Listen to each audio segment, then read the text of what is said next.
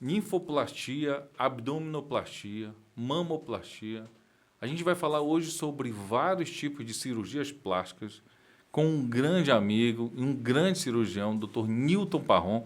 É o nosso convidado especial de hoje, desse nosso podcast chamado Pode Isso, Doutor.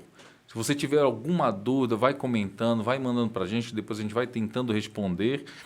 Hoje a gente tem aqui em casa praticamente, que a gente está junto todo dia e não se encontra, né, Nilton? Verdade. Coisa boa. Então, muito obrigado por estar. Eu sei que vida de cirurgião é uma vida difícil, né? Vida corrida, sem ali consultório, centro cirúrgico, mas você conseguiu reunir um tempo aí para compartilhar com a gente toda a sua experiência, seu conhecimento. Então, para quem ainda não conhece o Dr. Newton Parron, quem é o Dr. Newton Parron? Vamos lá, Michel. Primeiro, eu agradeço aqui o convite. Realmente, nós somos parceiros aí há alguns anos de consultório e talvez acho que eu encontre menos você do que a maioria das pessoas, inclusive. Agradeço demais o convite e a gente está aqui à disposição realmente para responder tudo quanto é pergunta que puder vir. Quem é Newton Parron? Então, eu sou cirurgião plástico, já tenho praticamente 27 anos de cirurgia plástica, né? Sou membro titular da Sociedade Brasileira de Cirurgia Plástica. Atuo praticamente hoje em consultório privado, então a minha maior área de atuação é hoje na área estética, então é o que a gente faz, e a gente atua em várias áreas, tanto facial como corporal, inclusive das cirurgias íntimas também. Então é uma área, são áreas bastante abrangentes, mas que a gente está aí para tentar ajudar o máximo possível, com certeza. Legal. Newton, cada vez mais essa palavra empoderamento está em voga e isso traz com o empoderamento feminino ainda maior ainda. E tem uma cirurgia que mexe muito, literalmente, com a intimidade da mulher, que é a ninfoplastia, ou também chamada labioplastia. Depois eu vou até te perguntar se existe alguma diferença entre elas. E que eu percebo que muitas pacientes... Existem, eu acho que, dois tipos de perfil, depois você vai falar sobre isso. Existe aquela que talvez nasça com alguma alteração anatômica, que depois ela deseja, quando ela tem a percepção de que aquilo ali não é o mais comum, ela deseja corrigir. E tem aquela pessoa que, de fato, com o tempo, é como usar uma expressão, e aí talvez tenha compaixão quem está me ouvindo, é como se o tempo estivesse envelhecendo aquela região, né? Assim como nossa face envelhece, meus cabelos brancos envelheceram e talvez ficasse mais enrugadinho e aí ela quisesse dar uma renovada, fizesse literalmente uma plastia da região genital. O que é essa ninfoplastia? Qual é o tipo de paciente que... Eu vou te fazer algumas perguntas depois sobre isso, que te procura, o que tu percebe, qual o principal motivo que elas te procuram para fazer essa cirurgia? Vamos lá. Primeiro, assim, para tirar todo o mito da região, né, é extremamente comum essas alterações na região vaginal, de forma que muitas vezes as pessoas acham que ela tem algo de exceção e, na verdade, não é. O que acontece é que, primeiro, as pessoas não falam isso muito com outras, tá certo? Inclusive nem com o próprio parceiro, por exemplo, quando é casado, tem as próprias relações sexuais. Então, não fala isso até por questão de vergonha. Segundo, que essa região é uma região, como é que eu posso dizer, bastante rica em alterações, que não necessariamente só a região dos pequenos lábios, né, que é onde a gente faz a ninfoplastia. A maior parte dessas pacientes hoje estão na faixa etária entre 25 e 40 anos. Tá certo? Porém, excepcionalmente, por exemplo, há 2 meses atrás, eu fiz uma cirurgia numa menina que tinha 14 anos.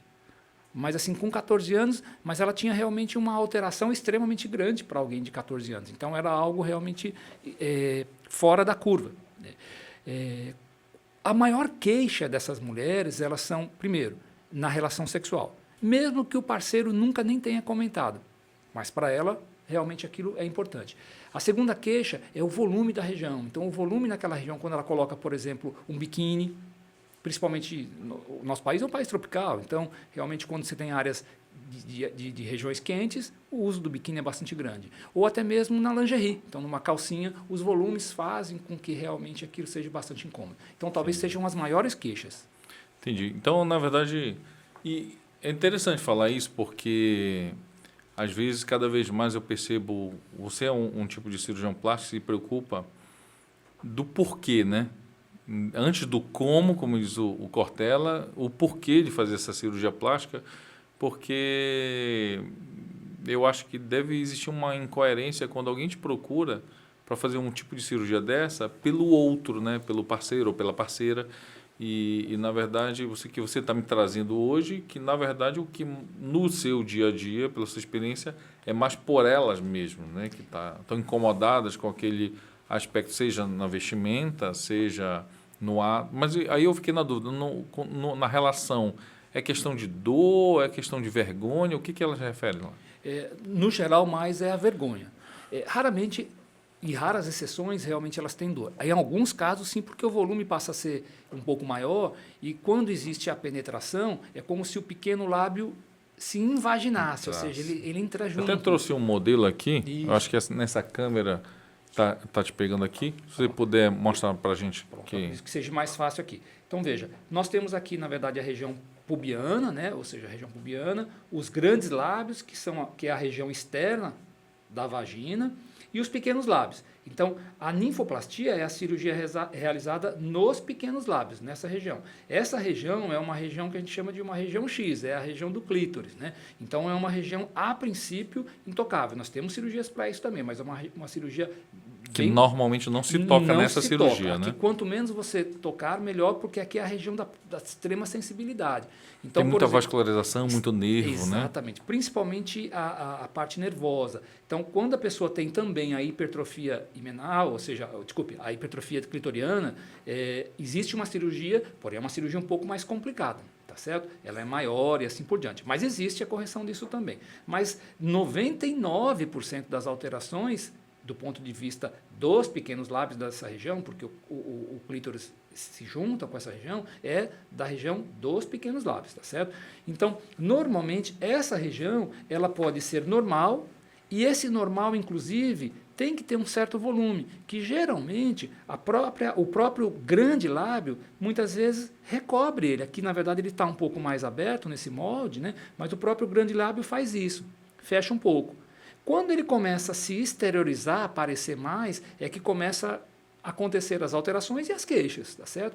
Quando esse volume ele é um pouco maior, ele passa, eu vou esticar aqui um pouquinho só para ver, a ficar, às vezes, em volumes muito variados, e algumas vezes na relação sexual, quando há uma penetração, eles fazem isso, olha, eles invaginam. Vão para dentro. Vão para dentro. Então, na fricção, isso pode incomodar bastante a mulher, em vez de ser agradável, passa a ser desagradável, na verdade, né? Ou ela tem que ajeitar. E esse ajeitar é o que eu ouço com muita frequência. Ou seja, você imagina no ato sexual, a mulher ter que ajeitar o pequeno lábio dela, é algo um pouco constrangedor. Óbvio que quando existe uma intimidade muito grande entre o casal, isso não é problema nenhum, mas não deixa de ser incômodo. Muito pouco para qualquer homem, nunca vi ninguém reclamar, ou pelo menos muito pouco as mulheres reclamarem que o marido reclamou, que o companheiro reclamou, mas sim da mulher, tá certo? Então, esse volume maior faz com que essa invaginação seja um pouco mais dolorosa. Mas, no geral, a queixa maior é o aspecto realmente para ela. Da região, né? Da região. Tanto é que um dos limites importantes que a gente sempre coloca é que, assim como as cirurgias que a gente vai falar daqui a pouco sobre cirurgias mamárias de redução, a ninfoplastia, uma das coisas que as pessoas mais pedem quando ela vem fazer uma cirurgia dessa é que tire tudo. E, veja, a gente não pode sair de 80 para 8, de jeito nenhum. A gente tem que ficar no meio termo e deixar de uma maneira anatômica. E a anatomia aqui é que tenha um pouco de pequeno lábio, porque a gente tem que lembrar que os pequenos lábios, eles vedam a entrada do introito vaginal, ou seja, da entrada da vagina. Por quê? Porque senão quando a pessoa entrar, por exemplo, na piscina, quando ela entrar no mar, quando ela entrar numa banheira, a água vai penetrar com facilidade. Então, o pequeno lábio, ele ajuda muito, como se fosse uma vedação dessa região. Então, ajuda muito nisso. Perfeito. E deixa eu te fazer uma pergunta, acho que talvez seja uma dúvida de quem for nos assistir. Digamos que eu vá fazer essa cirurgia e é uma região que ela tem relação, né? Tem relações com seu parceiro, com sua parceira, e aí ela marcou a cirurgia. Com quanto tempo ela vai voltar a poder ter relação? Relação? De repouso, assim. O ideal é assim, eu sempre digo que assim, o ideal é pelo menos em torno de 20 a 25 dias. Tá certo? A partir disso, eu sempre libero quando a pessoa se sentir confortável para fazer ou para ter essa relação sexual. É óbvio que nesse período a gente ver o paciente, ver realmente se toda a parte de cicatrização está totalmente feita, porque como são pontos absorvíveis nessa região, né, então... Eu ia te perguntar isso. Então, não são aqueles pontos que Não. tem que ir no consultório, Para tirar tirar. depois, não, né? Não. São pontos que a gente coloca e eles ficam, que as pessoas conhecem como se fosse colado, na verdade, né? Então, é algo específico.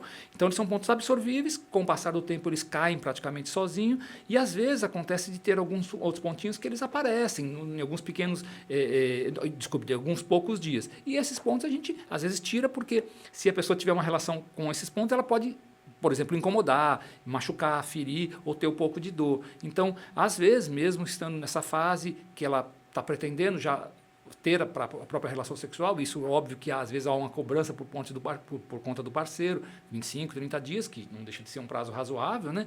Então, às vezes, a gente faz essa avaliação para ver se está tudo bem. Mas, normalmente, em torno de 25, 30 dias. Até porque tem uma variação de pessoa para pessoa, sobre a cicatrização, né? Sobre a imunologia, né? O mecanismo de cicatrização de cada um. E eu vou te fazer uma pergunta capciosa, difícil de responder.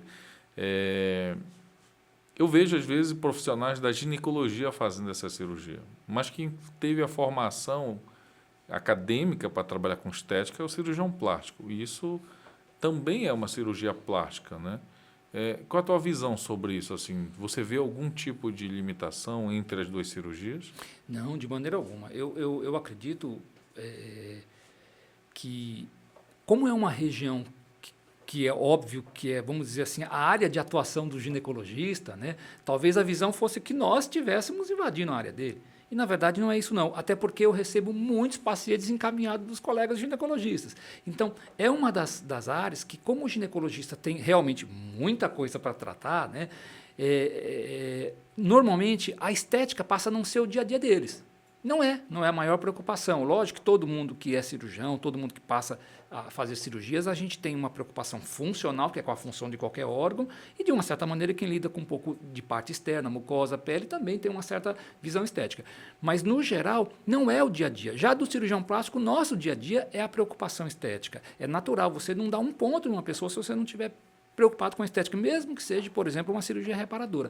Então, essa intersecção entre a ginecologia e a cirurgia plástica não divide, não, pelo contrário, soma. Então, existem certos ginecologistas que gostam de fazer isso. Eu não conheço muito, sinceramente. E já muitos cirurgiões plásticos fazem também. Também não são todos, porque tem muitos que não gostam de atuar nessa área, porque é uma área que você tem que dar uma certa atenção, tem que ter alguns pequenos detalhes com a região e você passa a, vamos dizer assim, a ter que direcionar certos procedimentos para isso. Então, por exemplo, o ginecologista ele tem bastante costume de fazer com anestesia, vamos dizer assim, de bloqueio, ou seja, a chamada raquianestesia, que Entendi. Muitas cirurgias vaginais eles fazem com isso, então é o períneo, assim por diante. Já o cirurgião plástico, nós temos muita cirurgia que a gente faz até de um volume maior, ou seja, cirurgias um pouco maiores. Sedação com anestesia local. Exatamente, você faz anestesia local, quando muito uma sedação com anestesia local. A recuperação muito mais rápida. Que a pessoa às vezes levanta e vai para casa, né? Então, por exemplo, eu, na imensa maioria das cirurgias de nifoplastia, eu costumo fazer com anestesia local, desde que o paciente esteja tranquilo para isso. Não é uma cirurgia dolorosa, praticamente nada, ou seja, um beliscãozinho. Então, a pessoa levanta, a recuperação é igual para as duas, ou seja com a anestesia que adormece daqui para baixo, né, que é a chamada raquianestesia, ou seja, anestesia local. O importante é que, nesse momento, ela não sente nada em nenhuma das duas. A única diferença é que uma tem que se internar e ficar internada algumas horas até se recuperar da anestesia. A outra não, a outra pessoa levanta e vai para casa. Então é muito cômodo. Eu recebo muitos pacientes, Michel, que muitas vezes eles acham que é uma cirurgia muito mais volumosa, muito maior. E nos diz que não procurou antes porque tinha muito medo da anestesia, da internação, da vergonha da internação pelo motivo que ela vai fazer a cirurgia. E, no geral, o que a gente faz? A gente marca uma cirurgia, muitas vezes nem o hospital, lógico, o hospital eu tenho que identificar qual é a cirurgia que vai ser realizada, mas ninguém sabe o que vai fazer. A pessoa fez a cirurgia, ela levanta da mesa, coloca a roupa e vai embora. E a recuperação... Interessante porque isso, como a gente está conversando aqui, isso mexe com a intimidade, né? Essa questão da privacidade no hospital, isso aí realmente eu nunca tinha parado para pensar nisso, mas é uma coisa fundamental mesmo isso daí. Muitas vezes, só para você ter ideia, eu faço questão, porque você sabe que no centro cirúrgico, a gente tem sempre um centro cirúrgico grande e às vezes tem um centro cirúrgico ambulatorial, que a gente chama das cirurgias ambulatoriais. Muitas vezes essas cirurgias eu prefiro fazer salas de cirurgias ambulatoriais. Por quê? Porque elas são mais discretas. Geralmente, tem um controle maior das pessoas das que vão pessoas, entrar lá. Exatamente. Geralmente, a gente tem poucas chamadas circulantes, ou seja, são as enfermeiras que ficam ali, pouca gente, pouco acompanhante, não tem outros, por exemplo, outros profissionais passando lá tal. Então a pessoa, não por nós, mas a pessoa se sente muito mais tranquila. Quando você está no centro cirúrgico, você sabe que existem as salas cirúrgicas, todo um cuidado, mas de vez em quando passa lá um outro anestesista, passa um outro profissional. E para a pessoa que está acordada, só a presença de alguém que ela não identifica já incomoda, né? Então, nesse tipo de cirurgia... Se a gente se colocar no lugar delas, né? Não tenha dúvida. Não tenha dúvida que vai ser incômodo demais. E há de se convir que é uma cirurgia feita em posição ginecológica, né? Então, essa posição é um pouco desagradável para quem está exposto, principalmente se estiver acordado, né? Se estiver ali. É óbvio que tem pessoas que preferem que faça com uma sedação, que faça com outro tipo de anestesia. Mas, quando possível, dá para se fazer tranquilamente com anestesia local. Perfeito, perfeito. Vocês estão vendo aí a qualidade aqui do nosso entrevistado de hoje, né? Dr. Nilton Parron aí. Para quem ainda não sabe, inclusive, tem um Instagram, eu vou pedir no final de novo, mas qual é? É o Dr. Nilton Parron. Então, Dr. Nilton Parron, tudo minúsculo, é o nosso Instagram. Dr. Nilton Parron. Então, segue lá o Dr. Nilton Parron. E olha, tem tudo isso de gente assistindo aí, ainda não vi ninguém dar like aqui, então dá um like aqui, bota teu dedinho aí para ajudar a gente, leva esse tipo de informação. Eu tenho certeza, talvez não seja você, mas talvez seja uma amiga sua que precisa dessas informações. E está só começando. Então, se você gostou desse vídeo até aqui, não esquece de dar teu like, de compartilhar com as tuas amigas esse vídeo, porque agora a gente vai falar de uma coisa importante. E uma coisa que gera polêmica. Tem muita gente acima do peso. E às vezes eu tenho quase certeza que alguém procura lá o consultório do cirurgião plástico para fazer abdominoplastia, achando que vai ser tratado da obesidade. E aí a pergunta para o cirurgião plástico é: abdominoplastia, a cirurgia plástica do abdômen, emagrece? Boa pergunta, Michel. Na verdade, assim, a gente sempre diz que a cirurgia plástica não emagrece ninguém, né? Então, a pessoa que vai se submeter a uma cirurgia plástica, de preferência, ela tem que estar o máximo próximo do seu peso adequado. Por quê?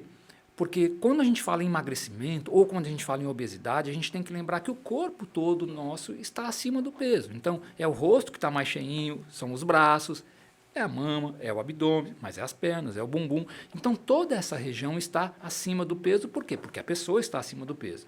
Quando nós fazemos, por exemplo, a abdominoplastia, assim como pegando o gancho, a própria lipoaspiração, que as pessoas imaginam que a lipoaspiração é uma cirurgia que suga a gordura. Não deixa de ser isso, essa é a definição de lipoaspiração. Mas ela não suga para emagrecer. Então, o ideal de quem faz a abdominoplastia ou mesmo a lipoaspiração é que ela já esteja o mais próximo possível de seu peso adequado, ou seja, adequado à sua altura, muitas vezes à sua idade, né, e ao seu componente físico. Então, isso é muito importante. Por que também? Porque senão nós não vamos conseguir uma definição corporal. Quando uma pessoa faz uma abdominoplastia, no geral ela tem uma indicação. Qual a indicação? Geralmente uma flacidez de pele, então geralmente é uma mulher que já teve filhos, ou filho mesmo, basta um, ou homem mesmo que já teve eventualmente um volume maior, um peso maior e emagreceu, e ganhou aquela chamada pochetezinha, né? Ou seja, aquela pele um pouco flácida. E com isso também a musculatura abdominal flácida. Quando você tem isso, a cirurgia, ou seja, a flacidez, a cirurgia da abdominoplastia, ela é a cirurgia indicada. Então, como você tem aquela flacidez, você vai ter que tirar a pele e com isso você estica a pele. Só que naturalmente vai ficar pele ali ainda, assim como vai ficar gordura. Então, se você está acima do peso, você vai tirar uma parte da pele flácida, mas o que vai ficar vai continuar o quê? Volumoso, ou acima do peso ainda, porque você não consegue tirar tudo. Então, o resultado, ele melhora, você pode tirar até uma certa flacidez, mas o volume, resumindo, eu gosto sempre de falar isso, quando alguém te olhar, que você fez uma cirurgia de abdominoplastia, te olhar de roupa, talvez diga que você não fez nada. Então, isso é um problema. Uma pessoa que faz uma abdominoplastia e depois alguém chega para ela e fala: nossa, você fez uma abdominoplastia, mas não parece, né? Então, isso aí é uma coisa que é mesmo que dá um tapa na pessoa, né? Então,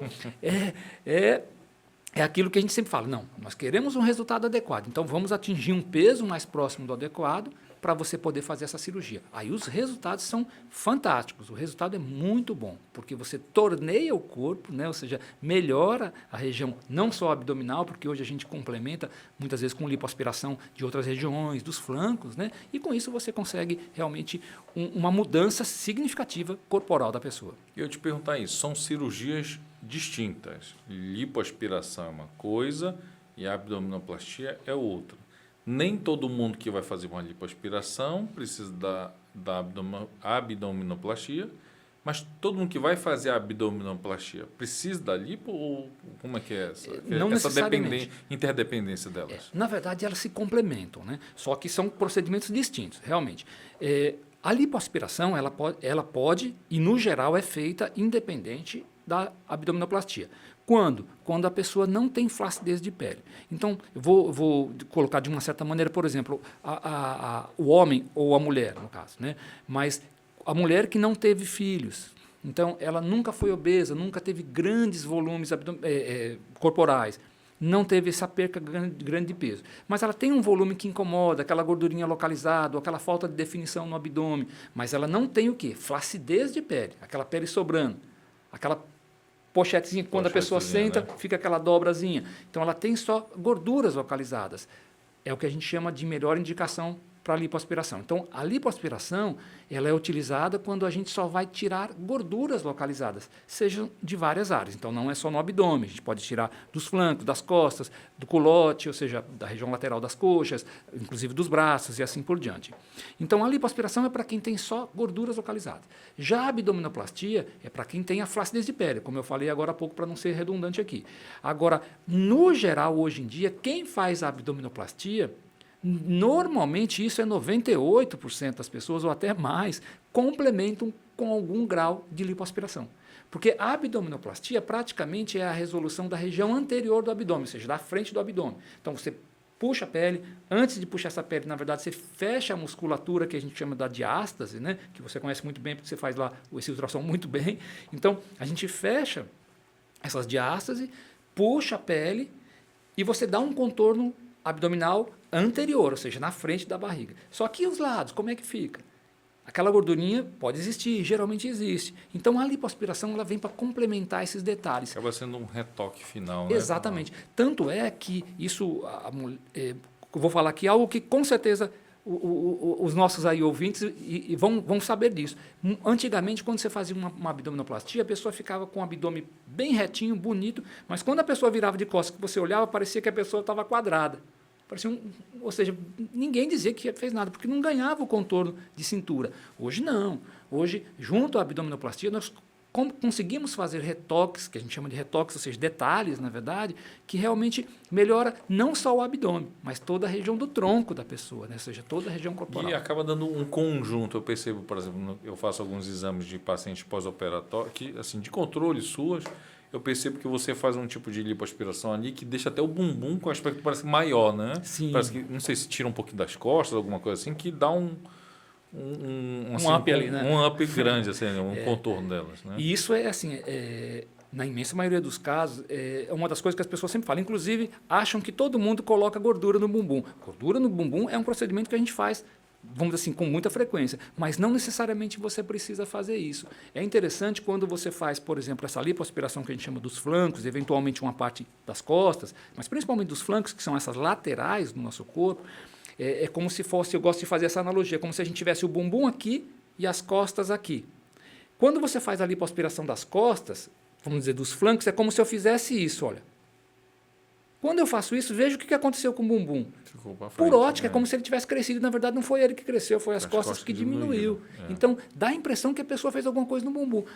A coisa mais comum das meus pacientes me falaram é, doutor, o pessoal me pergunta se eu coloquei alguma coisa no bumbum. E muitas vezes não. Lógico, tem cirurgias que a gente coloca também. E tem outras que nem precisa. Então, essa definição, ela consegue, inclusive, com mais segurança, né? Quando você não precisa colocar um enxerto de gordura, você está fazendo um procedimento a menos, um risco a menos, e assim por diante.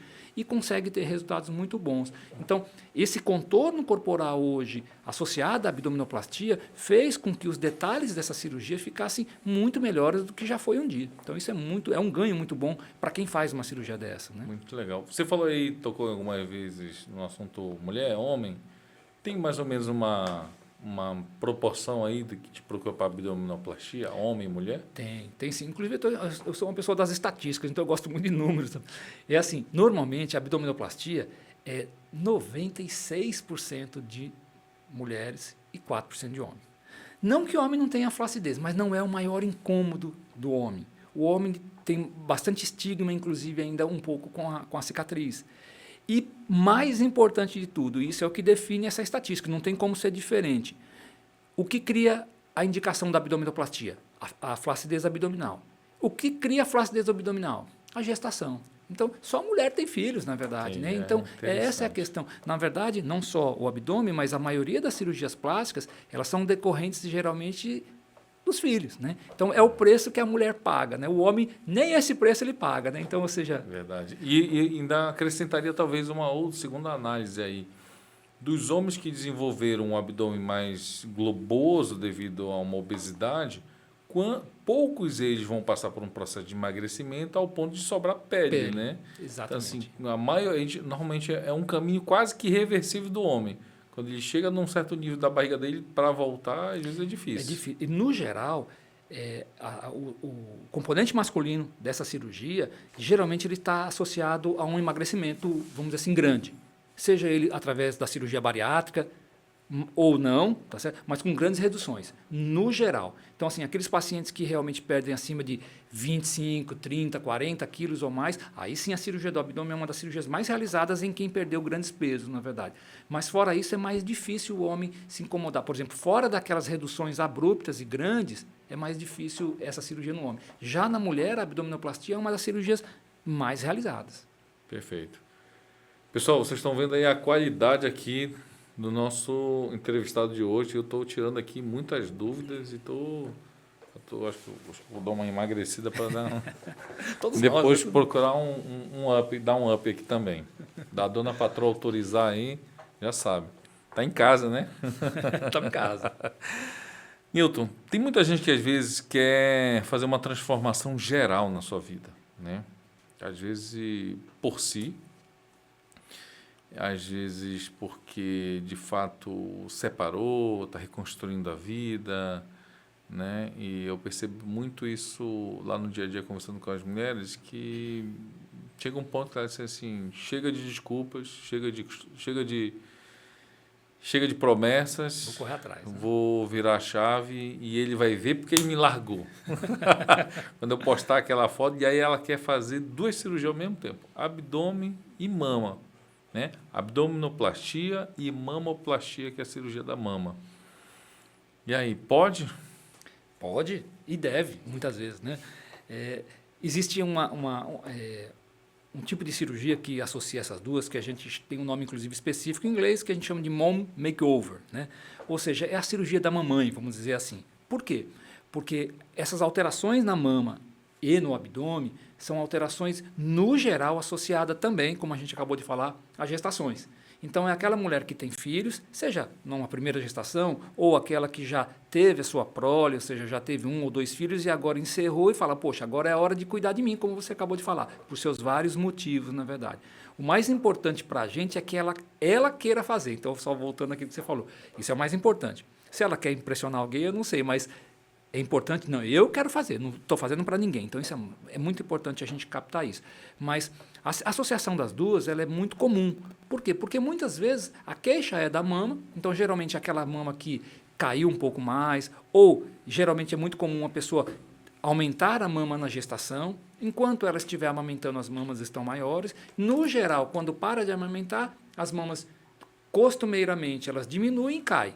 Tá certo? Isso acontece em 85% dos casos. Em 10% elas quase não mudam de tamanho. Em 5% ficam grandes, na verdade, né? Ficam maiores do que era antes, mas é uma minoria. Então essa queda, principalmente a queda, independente do tamanho, é uma das queixas grandes das pacientes. Assim como a flacidez de abdômen, que a gente já falou sobre isso daí. Então, as duas áreas são áreas que incomodam a mulher. Aí a questão é assim, eu posso fazer, quando elas chegam com essas duas queixas, ou seja, com esses 2 incômodos, a a primeira pergunta quase que elas fazem, inclusive antes de discutir qualquer uma delas, é se podem fazer as duas juntas, porque elas já vêm meio temerosa. E como incomoda as duas regiões, é como se ela quisesse direcionar. Puxa, o que eu vou direcionar aqui? Priorizar minha mama e meu abdômen. Algumas já vêm com um na cabeça. Mas, no geral, a gente orienta que as duas podem ser feitas juntas. É óbvio que, veja, quando você faz uma cirurgia mamária, ela tem um tempo de duração X, tá certo? A média de uma cirurgia mamária, quando você falou em elevação, seja por redução, seja por colocação de prótese, seja só a mastopexia, que a gente chama de elevação, são cirurgias de detalhes. Então, são cirurgias costumeiramente demoradas. É óbvio que cada cirurgião opera de um jeito, mas a média é cirurgia de 3 horas e meia, 4 horas, é uma média de cirurgia. Né? É extenso, é demorado.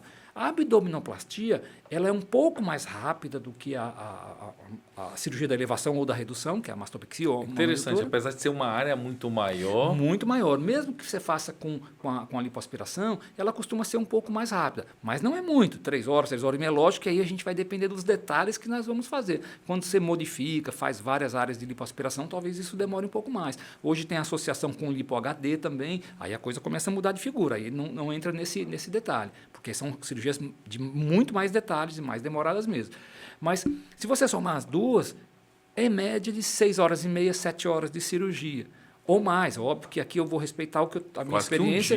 Quase um dia, né? Exatamente, é um dia útil quase ali você fazer isso. Né? Você ficaria no centro cirúrgico. Você sabe que eu costumo operar muito cedo, então, na verdade, eu começo 5 horas da manhã e vou acabar 2 horas da tarde ou mais, então, essas cirurgias. Óbvio que a anestesia geral, a pessoa está dormindo, quando a pessoa acorda, fala, já, né? Você já pensou 8 horas depois, e a gente olha assim, já estou 8 horas aqui de pé, né?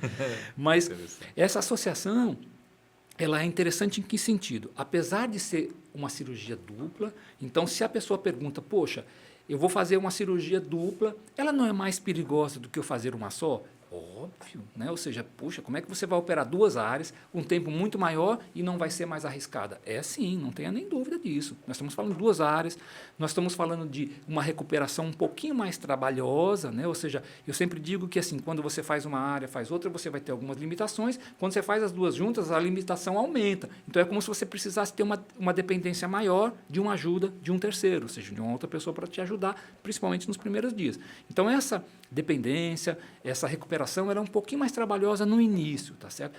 A grande vantagem de fazer as duas é o tempo de recuperação, porque o tempo de recuperação é o mesmo. Tanto faz você fazer uma, como você realizar as duas, mas o tempo de recuperação praticamente é o mesmo. Vamos dizer assim, se a pessoa ela tem 30 dias para se recuperar de uma, são 30 dias das duas. Então, isso é importante. Mas o risco é natural que aumente. Porém, fica aquela questão.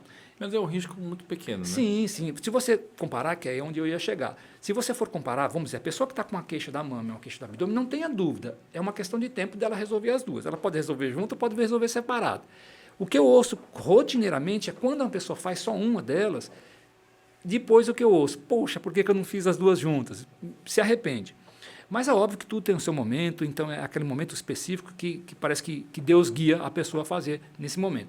Mas qual que é a diferença? Quando você faz separado também, você tem que lembrar que você tem riscos. Quais riscos? Quando você faz uma cirurgia, teoricamente, mesmo que ela seja mais longa, é uma única anestesia. Ela dura mais, mas é uma única anestesia. Quando você faz 2 cirurgias, teoricamente, você vai ter 2 anestesias. Você vai ter que se submeter 2 vezes à anestesia. Ao procedimento em si e aos seus riscos. Então, eu gosto de infecção. Tudo, exatamente. Estar no hospital. Você vai se submeter novamente, você vai entrar novamente. Eu gosto sempre de comparar, óbvio que respeitando aqui as devidas diferenças, mas é como se você voar, na verdade. Você sair de um estado e ir para outro num voo direto, você tem um risco. Quando você sai fazendo conexão escala, aumenta o risco. A gente sabe que os maiores riscos dos voos são os pousos e decolagens, né? Então é mais ou menos assim. Mas a anestesia você acaba tendo que tomar 2. Então, será que vale a pena você ter uma anestesia que demore um pouco mais, mas é única, ou você ter que tomar 2 anestesias em tempos diferentes? Então, tem vantagens e desvantagens, mas, no geral, quando você faz associado, o risco é como se diminuísse um pouco em relação a isso. Você falou aí, em um determinado momento, que existem praticamente, eu vou falar de uma forma geral, 3 cirurgias para mama, então.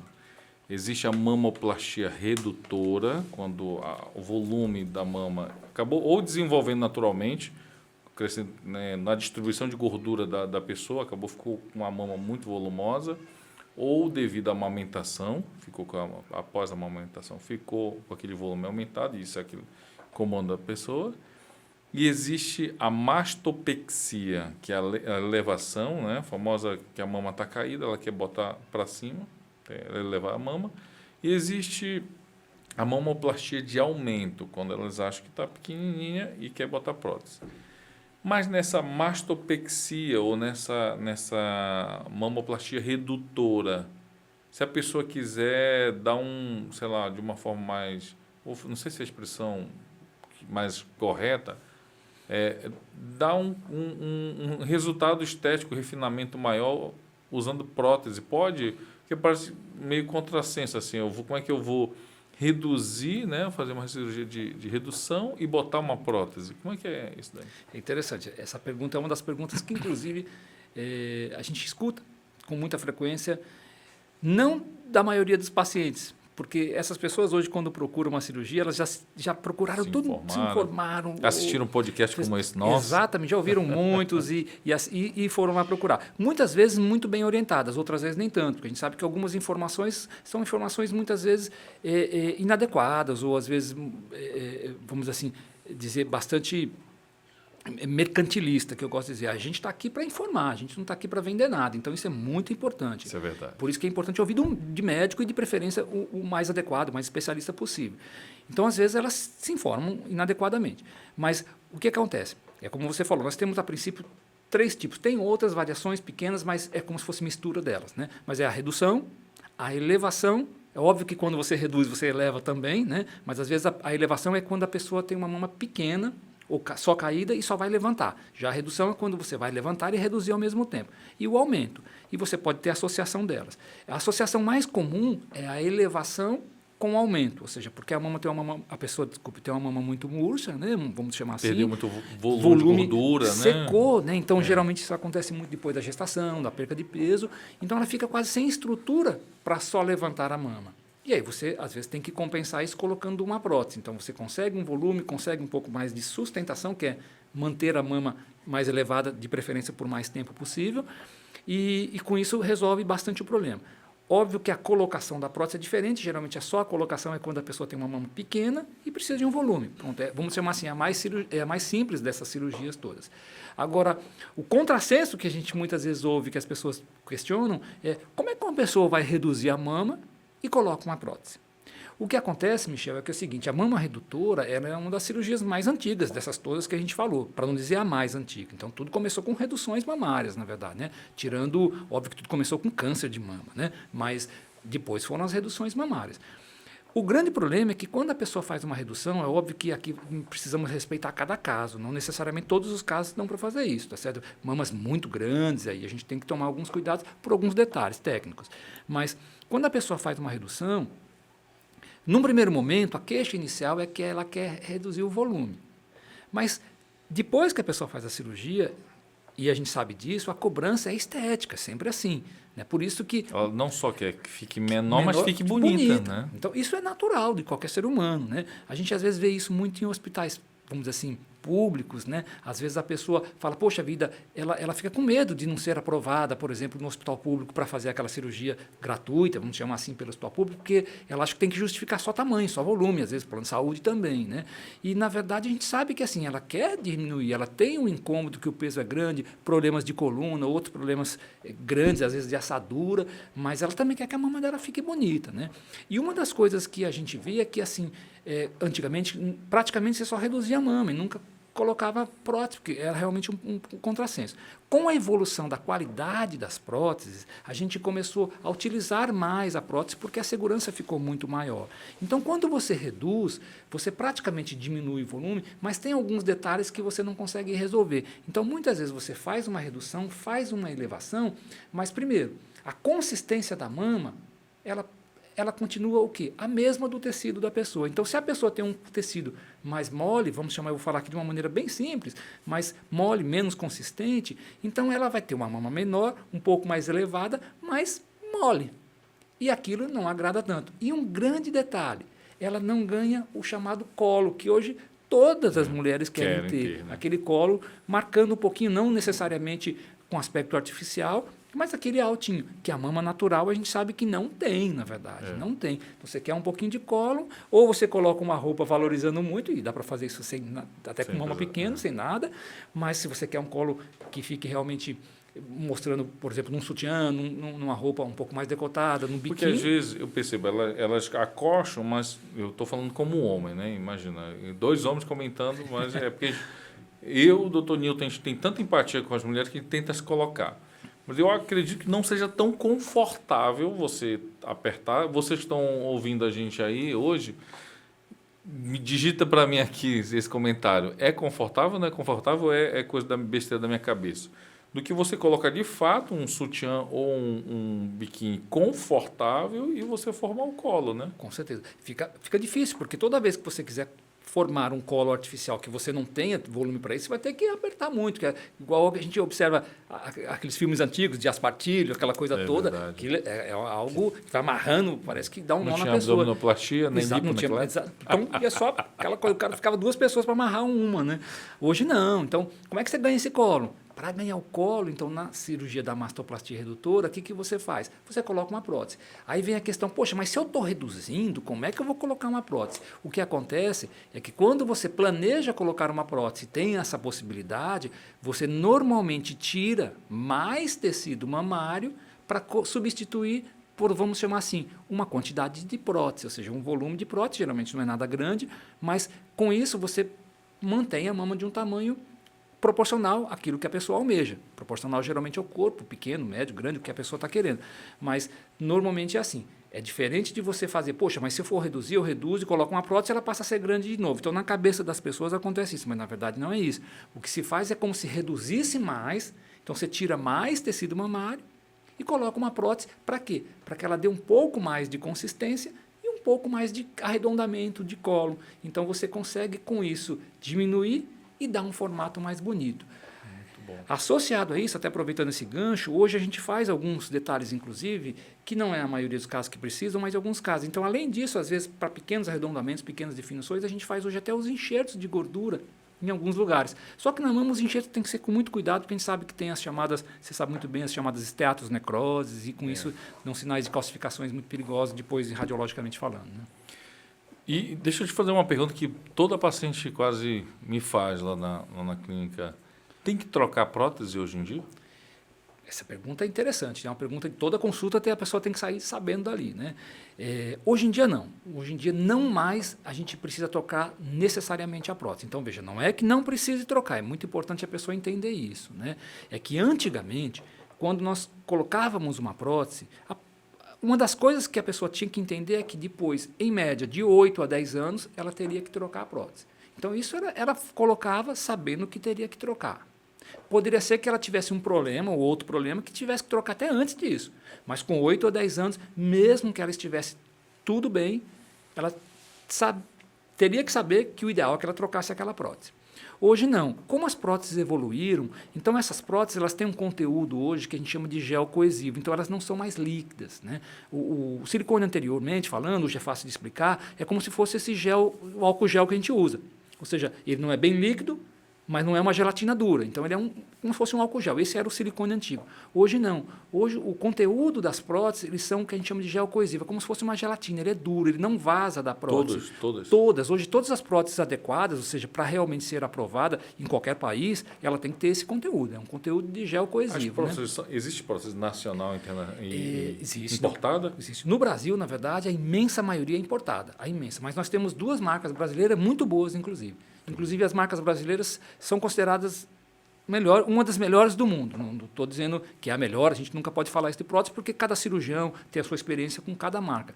Mas nós temos marcas brasileiras, 2, geralmente reconhecidamente como muito boas. Então, esse gel, agora esse estrutura mais densa, aí não troca por quê? Então, como eles não vazam mais, né, então, o que acontecia? É importante lembrar isso. Quando você coloca uma prótese, naturalmente o organismo, em primeiro momento, ele vai tentar fazer o quê? Ele vai tentar expulsar essa prótese, é a tal da rejeição.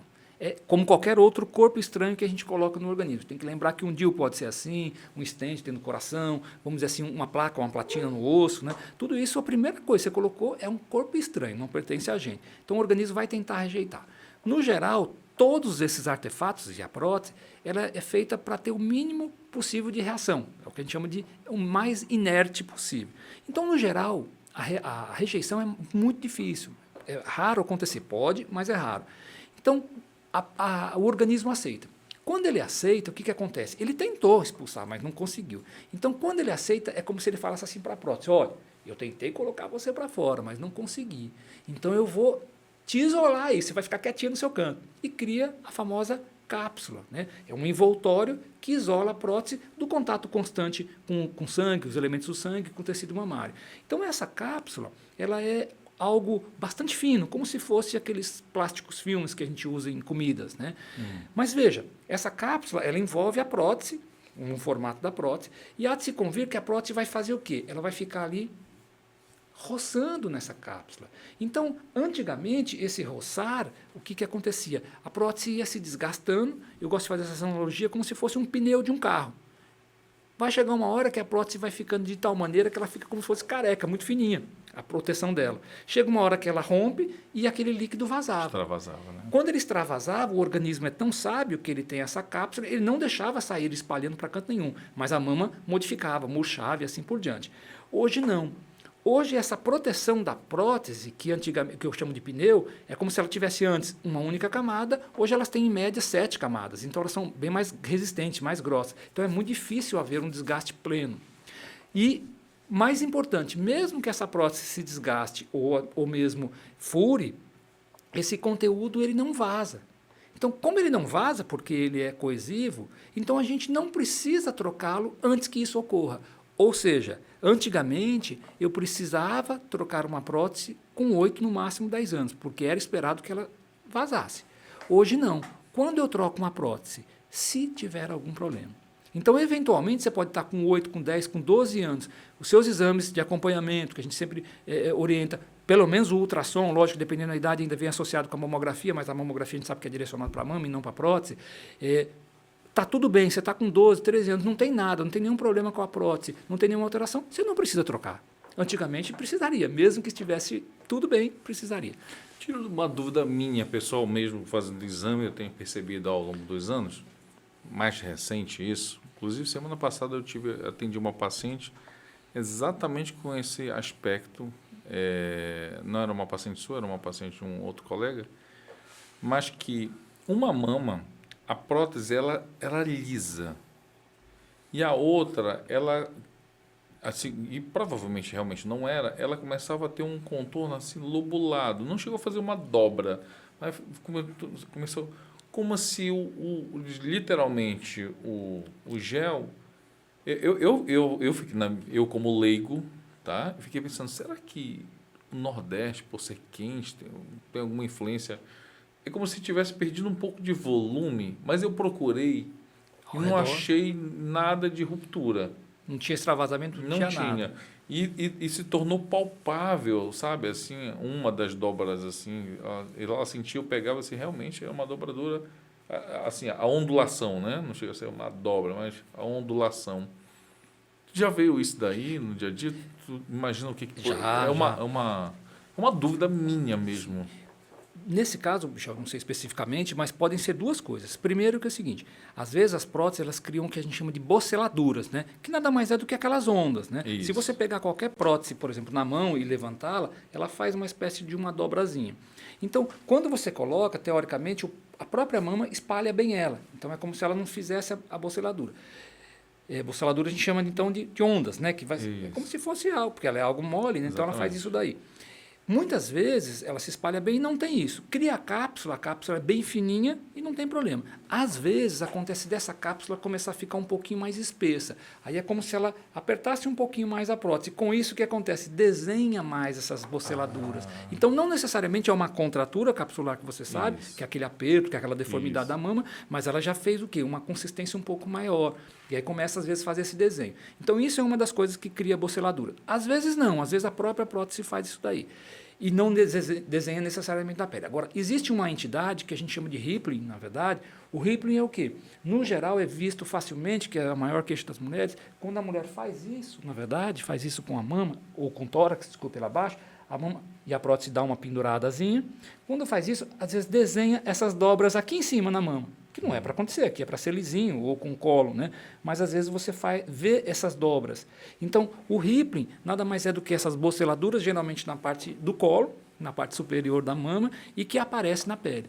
Isso, a causa são várias, não é uma única uma coisa, ou seja, não é um problema exclusivamente de um tipo de prótese, mas ela é associação, muitas vezes, da onde essa prótese é colocada, da espessura da mama da pessoa, do tipo de tecido mamário e da própria pele. Então, isso faz com que possa desenhar essas dobras do lado externo, ou seja, ser visível externamente. Não é tão fácil corrigir isso não, viu? Às vezes você tem que mudar a prótese, aumentar a prótese, e mesmo assim, às vezes, depois a pele se adapta e faz de novo, e assim por diante. Puxa vida, interessante. Mas tirou a minha dúvida agora, viu? Que bom. Vocês estão vendo aí o nível aqui da conversa aqui do Dr. Newton. Se vocês ainda não deu o seu like, te peço que ajude esse canal, dar um like aí e compartilhar. Vocês estão vendo que está sendo mais do que uma aula aqui. Newton, e tem muita gente que vai colocar prótese e ainda tem um projeto de ser mamãe, né? E aí a pessoa talvez fique com medo ali. Será que se eu botar prótese vai influenciar ali a amamentação? E aí? Tem problema depois? Normalmente não, Thiago. Então, inclusive, isso é uma dúvida muito comum, principalmente nas mulheres que têm os seios muito pequenos, né, que hoje tem uma quantidade muito grande. Então, no geral, hoje, a mulher se incomoda com esse seio muito pequeno, muito mais jovem, né? Então, tem lá seus 20 anos, 18 anos, 20 anos, 22 anos, não constituiu sua prole ainda, não casou ainda, não teve filhos ainda, mas os seios estão pequenos. Ela não quer carregar aquilo como um fardo de incômodo estético. Então, é onde a gente coloca com muita frequência as próteses, ou seja, existe a mastopexia de aumento nesses casos. Quando você coloca essa prótese, normalmente as próteses vão ser sempre colocadas atrás da glândula da mulher, seja ela somente atrás da glândula ou mais profundamente atrás do músculo. Mas veja que aonde você colocar sempre vai estar atrás da glândula. E, de preferência, você não traumatiza muito essa glândula. Hoje em dia é mais botada atrás, em cima do músculo ou por trás do músculo? Depende. No geral, em cima do músculo ainda é mais comum. Ou seja, só o que a gente chama de retroglandular e não retromuscular, né? Qual é a diferença? Assim, o que determina você fazer um ou outro? São vários motivos. Às vezes, é a preferência do cirurgião, tá certo? Às vezes você usa certas vias de acesso que só vai ser fácil via retromuscular, é mais comum acontecer. No geral, o que faz isso, o contexto maior, é a espessura da glândula mamária. Então, quando você tem uma glândula mamária suficiente para cobrir essa prótese com qualidade, vamos dizer assim, que você possa esconder a prótese lá atrás bem, atrás da glândula resolve muito bem. Atrás do músculo você coloca quando você quer, vamos dizer assim, uma cobertura maior, disfarçar um pouco mais essa prótese ou encobri-la mais. Existem hoje também algumas outras técnicas que a gente associa, como cinta muscular, como principalmente o chamado sutiã interno, que você às vezes faz parte muscular, coloca o músculo como se fosse para segurar a prótese um pouco mais, mas isso também tem uma discussão muito, muito grande. Eu gosto de ser bastante, vamos dizer assim, eclético nessas coisas. E muitas coisas a gente só consegue realmente ter certeza da efetividade dela com o passar do tempo. Isso é a ciência, na verdade, é o tempo que nos diz realmente aquilo que dá certo ou não. Então, por exemplo, hoje a gente vê falar em técnicas de dual plane, né, e assim por diante. Mas só um detalhe importante, veja, eu não estou fazendo aqui apologia a se colocar só atrás da glândula e muito menos só atrás do músculo, de maneira nenhuma. Eu acho que tem indicação e o cirurgião que faz, é ele quem vai dizer qual é a melhor técnica, porque é aquela que ele está acostumado e aquela que ele vai oferecer de melhor para o seu paciente, seja quem for. Mas uma das dúvidas das pessoas é que, assim, doutor, eu ouvi falar e todo mundo me diz que a prótese, quando eu coloco atrás do músculo, ela cai menos. Então, veja o que eu vou lhe dizer. O que acontece? Atrás do músculo, o músculo é forte, você sabe disso. Inclusive, a gente tem movimentação do músculo, então o músculo pode, inclusive, mexer a prótese um pouco. Mas o músculo, realmente, primeiro, ele cobre a prótese e ele segura bem essa prótese. Tá certo? Então, quando ele segura a prótese, a queda dessa prótese, quando ela está atrás do músculo, realmente ela pode ser um pouco mais prolongada, ela pode demorar para cair ou até nem cair. Mas veja, a gente está falando o quê? De cirurgia mamária, tá certo? Então, quando você colocou essa prótese atrás do músculo e o músculo não deixou a prótese cair, quem disse que a sua mama não caiu? Então, o que acontece? É o que a gente às vezes chama de algumas situações de double bubble. O que é isso? Duas bolhas. Você tem a prótese que ficou aqui em cima atrás do músculo, mas a mama que com o passar do tempo ela caiu. Então a mama caiu e a prótese ficou. Então ele vai ficar mais estranho, porque vai ficar uma bola em cima, uma bola depois. Exatamente. Né? A gente chama, eu digo assim, a pessoa tem uma mama caída, é comum, a pessoa pode nem se incomodar, ninguém se incomodar com aquilo. Agora, se a pessoa tem o double bow, ou seja, 2 bolhas, ela tem uma deformidade.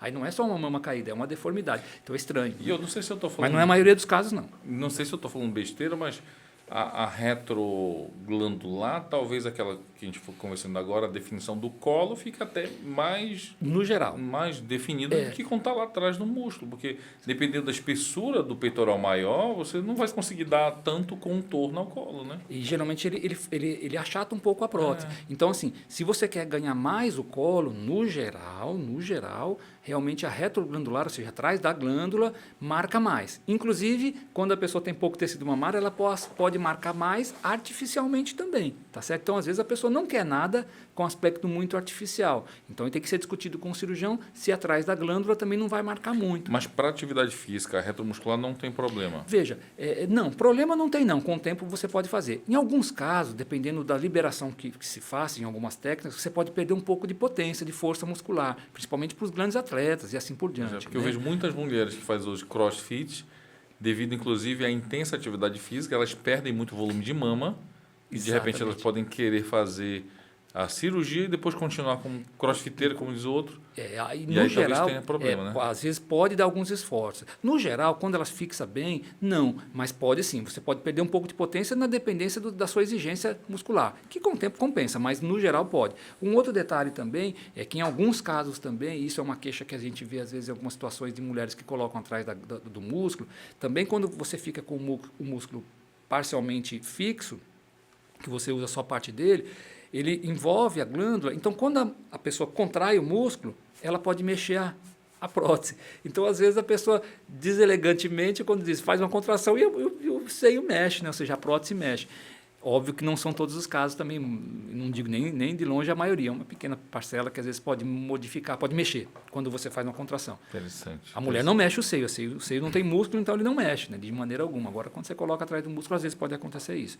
Mas não tem melhor. Eu gostaria de deixar isso muito claro. O melhor não é atrás do músculo ou atrás da glândula. É cada caso o cirurgião que vai... Personalizado, né? E vai dizer. Dependendo do cirurgião e da paciente também. E da paciente, né? com certeza. Situação, Exatamente. O principal objetivo é o resultado final. Final. Né? Então, o cirurgião adequado, ou seja, o cirurgião especialista, ele vai saber indicar o melhor para o paciente dele, para aquele caso específico. Perfeito. Eu vou até começar. Uma pergunta frequente, eu vou tomar... a audácia de responder porque é um pouquinho da minha área, mas se o Nilton quiser complementar, muita gente pergunta para a gente se pode fazer depois a mamografia, se ela tem que fazer só ultrassom. Não necessariamente. A cirurgia de prótese, ela não atrapalha a mamografia. Ela não vai estourar quando apertar no aparelho. A gente tem uma técnica, na verdade, que a técnica puxa mais a glândula mamária, então... A glândula que interessa para o exame de mamografia, para a gente estudar, ver se não tem alguma lesão que poderia ser suspeita de um início de câncer, ela não vai ficar escondida na prótese. A prótese ela fica à parte. Como o Dr. Nilton acabou de falar, existe a técnica que fica atrás da glândula e a técnica que fica atrás do músculo. Então, nenhuma fica em cima da glândula. Então, por isso que ela não vai atrapalhar na detecção precoce de um câncer de mama, seja no ultrassom, seja na mamografia, ou seja, hoje em dia, na ressonância das mamas. Falei bem? Perfeito, é isso mesmo. Ou seja, inclusive é uma das dúvidas muito comum de quem coloca prótese. Doutor, eu vou poder fazer essa mamografia futuramente, quando é mais jovem, ou eu posso fazer? Com certeza. Existem manobras que vocês fazem, na verdade, que facilita muito isso daí, né? Então, aquela história, a mamografia é uma cirurgia, como você disse, para analisar a glândula mamária, né? Não é a mais adequada para ver nada de prótese. É lógico que ela vai enxergar a prótese e tudo, mas não vai dar o diagnóstico de grandes alterações das próteses, mas sim da mama. E isso é importante, a pessoa saber que ela deve fazer sempre, independente se tem ou não prótese, né? Nilton, muito bom, muito bom. Vou para a última pergunta aqui. Vamos lá. Hoje em dia tem muito se falar sobre lipo-HD, né? A lipoaspiração do abdômen, a abdominoplastia, com o lipo-HD, que é em alta definição, né? Em high definition. Qual é a diferença entre elas, na tua visão aí? Isso aí é uma coisa que veio para ficar? Como é que... está aí nesse meio. Eu sei que no início começou como polêmica ali na Colômbia, e aí agora chegou no Brasil. Como é que está isso daí? É interessante essa pergunta, porque assim, hoje a LipoHD é a queridinha das divulgações, na verdade, né? Veio para ficar assim.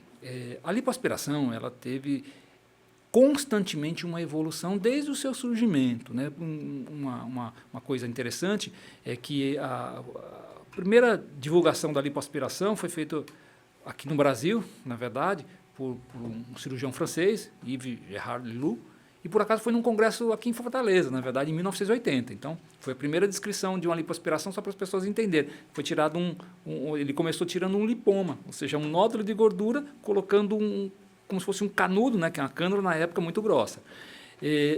Dessa época para cá, a lipoaspiração passou por altos e baixos enormes, mas sempre evoluindo, sempre melhorando. Atualmente, a gente chegou nesse estágio da lipo-HD, da lipo de alta definição. Mas a gente tem que entender que que existem indicações adequadas para cada uma delas. Cada uma delas que eu digo é assim, a lipo de alta definição e a lipoaspiração, vamos chamar de normal, tá certo? Aquela que você não envereda para alta definição. A maneira de se fazer lipoaspiração existem várias, tá certo? Várias como você pode usar certos aparelhos que definem uma lipoaspiração. Então tem que lembrar que lipoaspiração é o quê? É o procedimento de aspiração de gordura, por isso que chama-se lipoaspiração, né?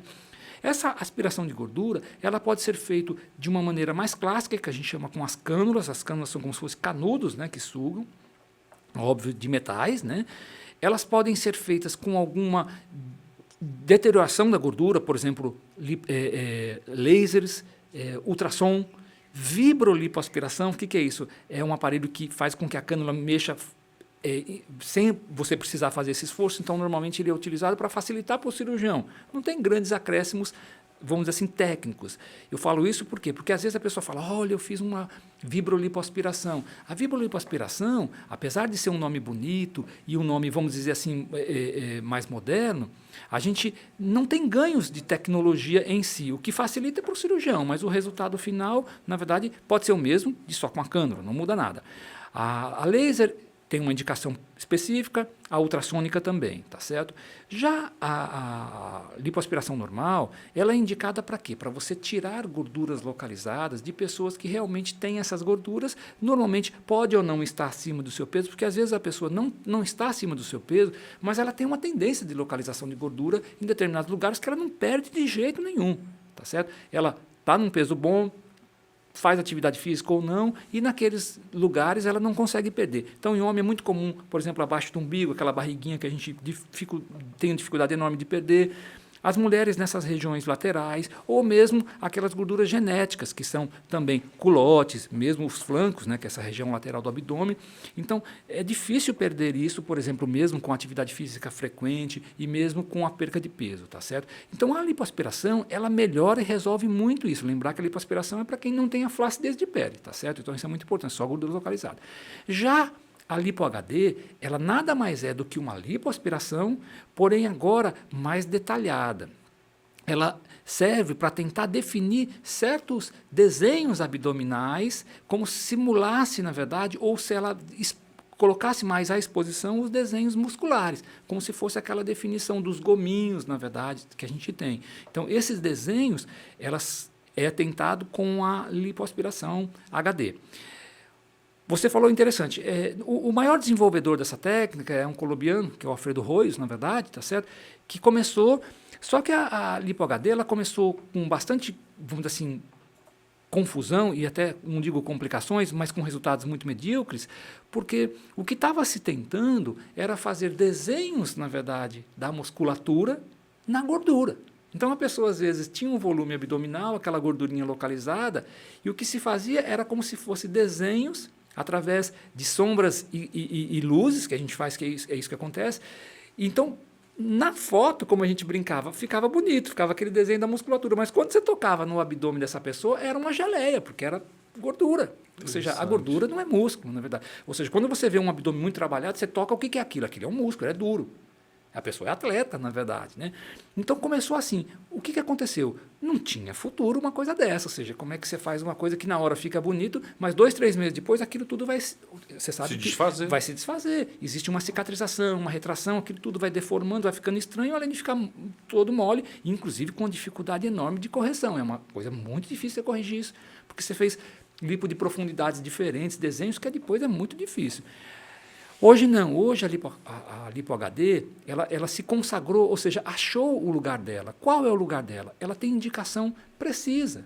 Pessoas, na verdade. Então, eu brinco que assim, não sou eu que escolho a Lipo HD, nem o paciente. Quem escolhe a Lipo HD é a Lipo HD. Ou seja, é ela que vai escolher. É esse paciente que eu posso fazer. Ou seja, normalmente um paciente já atlético, não preciso nem dizer que tem que estar no seu peso adequado, e já praticamente é magro, e ele quer o quê? Um pouco mais, ele ou ela, quer um pouco mais de definições em alguns lugares. Então, a Lipo HD ela é mais precisa. Precisa em que sentido? Ela é para mais definição. Ela não tira nem tanto volume. Ela é mais para dar definição. Então, não é qualquer um que possa fazer uma lipoaspiração, o que não significa que a lipoaspiração normal não tenha bons resultados. Muito pelo contrário, ficam resultados maravilhosos. Eu digo que as lipoaspirações, elas fazem modificações até maiores do que a Lipo HD. Tá certo? Realmente eu vejo o resultado que das pacientes chegam lá, suas lá na clínica. Os resultados são bons, então são muito bons. Agora, a Lipo HD, ela é de alta definição, por isso que tem esse nome. Então, mas ela é, para você ter um resultado, vamos dizer assim, a contento e adequado, você tem que ter já uma base, ou seja, você tem que realmente ter um corpo mais atlético, mais definido. É como se fosse um excesso, não digo nem excesso, mas um zelo a mais. Eu quero algumas definições que eu não estou conseguindo, por exemplo, na minha atividade. É como você disse, eu já faço crossfit, eu já faço musculação, só que eu não estou conseguindo as definições que eu gostaria. Dá para conseguir? A Lipo HD facilitou isso. Nem em todos os casos, mas facilitou muito.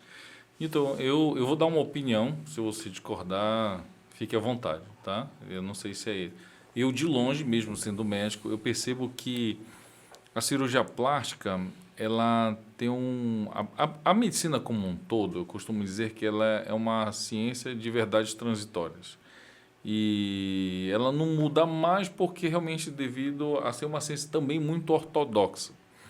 Só que a cirurgia plástica, eu percebo que essa rigidez de mudança, ela é muito boa, porque a Sociedade Brasileira de Cirurgia Plástica, ela meio que realmente chancela aquilo que é o melhor para o paciente.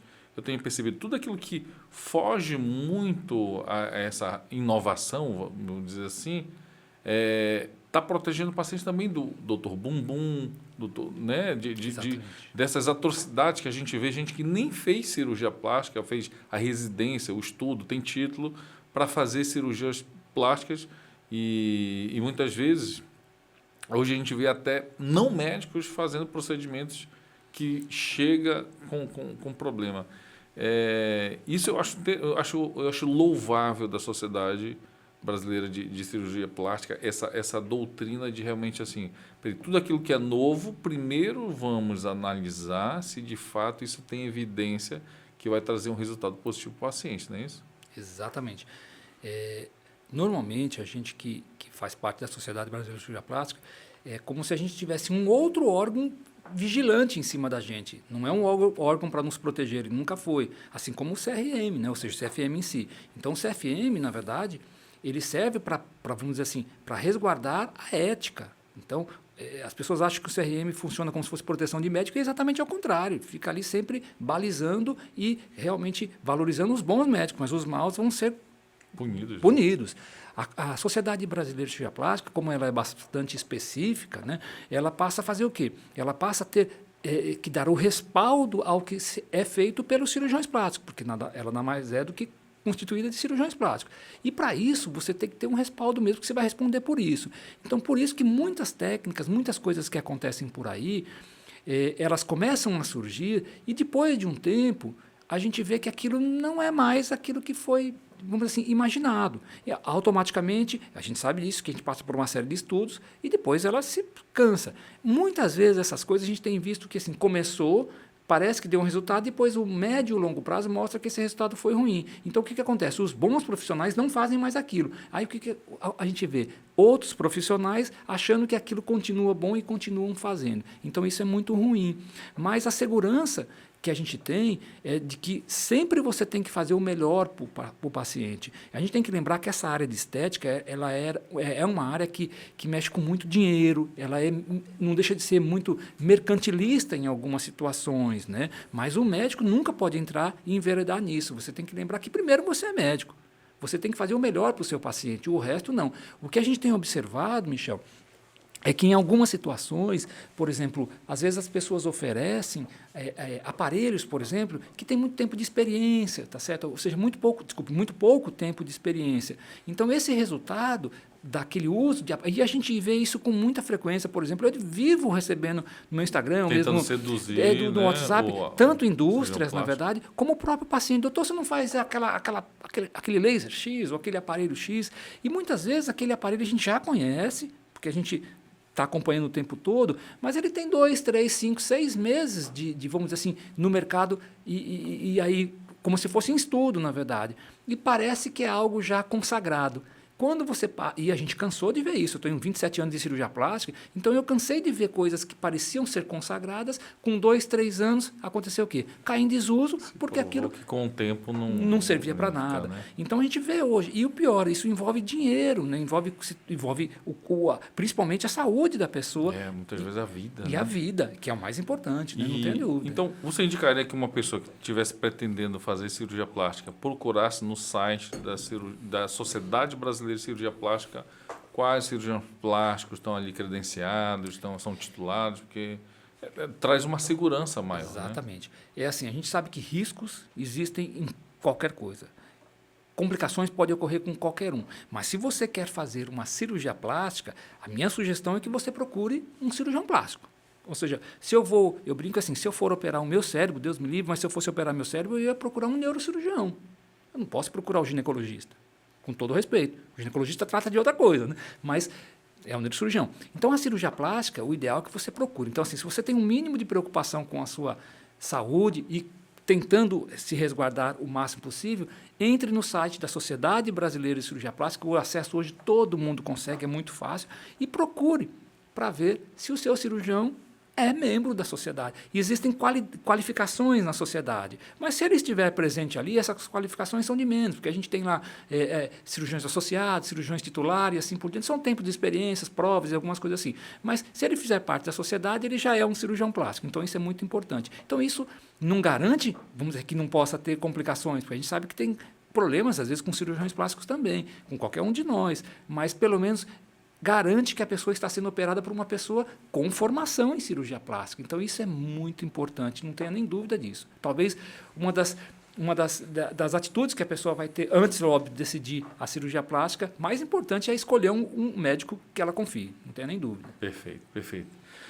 Bom, 1 hora aqui de conversa e nem senti mais de 1 hora. Pessoal, vocês gostaram? Querem que traga mais vezes aqui o Dr. Newton Parron? Para falar mais sobre muita coisa, viu? Tinha muita coisa para falar sobre rinoplastia, tinha tanta coisa para eu falar aqui, mas... Poderia ficar aqui a noite toda conversando. Tendo esse cafezinho bom aqui dos Cabras do Cast, inclusive, para quem ainda não está inscrito lá no canal, Cabras do Cast, também é nosso parceiro aqui do nosso podcast Pode Isso, Doutor. Doutor Newton, onde a gente te acha para se consultar? Onde te acha na internet? Tem canal no YouTube? Tem. Meu canal, assim, eu tô reativando, tá certo? Me empolguei um pouquinho no início, a correria do dia a dia me restringiu um pouco, mas é Newton Parron. Newton, final N, N-I-L, né? Ou seja, Newton brasileirado, e Parron, P-A-R-R-O-N. N sempre no final. Parron então, é francês, é? Não, é espanhol. É espanhol. Né? Então, Newton Parron, e o Instagram? O Instagram é Dr. Newton Parron, tudo junto, minúsculo. Não tem ponto? Não tem ponto. Dr. Newton Parron, tudo junto. Perfeito. E presencialmente? Presencialmente na clínica Michel Palheta, Brasil. Aqui é Med Brasil, Michel Palheta em Sobral. Por enquanto, porque daqui a pouco... É spoiler? Pode falar? Pode. Estou sabendo que o homem está construindo uma clínica lindíssima aqui em Sobral, então também em breve teremos um outro espaço aí muito bom aqui em Sobral, que é a clínica do Dr. Newton Parron. Deus ajude. A gente está seguindo aqui os passos do Dr. Michel, viu? Gente, muito obrigado a todos vocês que estiveram aqui presentes. Sempre agradeço a Deus pela oportunidade, por estar aqui. a Deus por colocar pessoas do bem no meu caminho. E doutor Newton também, mais uma vez, obrigado pelo seu tempo aqui. Eu que agradeço, Peixal. E é um prazer enorme realmente estar aqui, primeiro, conversando com você pela nossa liberdade, pela nossa amizade, e segundo, sobre um assunto que, primeiro, que você faz parte do nosso dia a dia lá, tá certo? E segundo, que você conduz muito bem essa entrevista, vamos dizer assim, essa nossa conversa, não entrevista, esse nosso bate-papo. Isso é muito importante. E me coloco à disposição para qualquer outra vez que você quiser, que tiver aí, se o pessoal gostar, dê o like, peça. Dê o like. E a gente sim, tá aqui quero ele. Tchau, pessoal. Fica com Deus. Um abraço a todos. Obrigado.